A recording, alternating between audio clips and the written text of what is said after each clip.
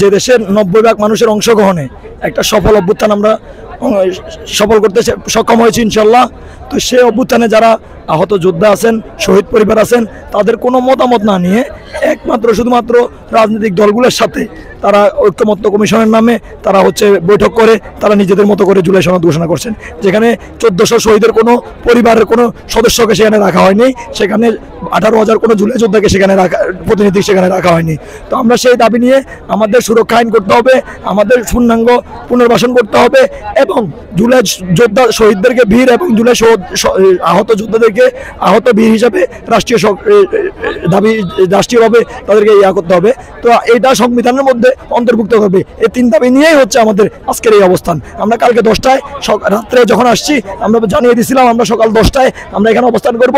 এরপরে ওনাদের কাছ থেকে যদি কোনো ধরনের নির্দেশনা না আসে কিংবা আমাদের জন্য আলোচনা না আসে, আমরা আলোচনা রাত পর্যন্ত সকাল পর্যন্ত খোলা রেখেছিলাম, কিন্তু ওনারা কোনো ধরনের রেসপন্স আমাদের সাথে করেন নাই।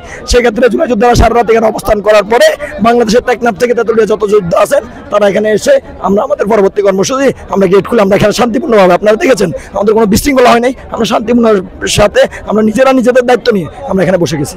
সবাইকে আমাদের এটা এখানে একটা কোনো প্ল্যাটফর্মই নেই।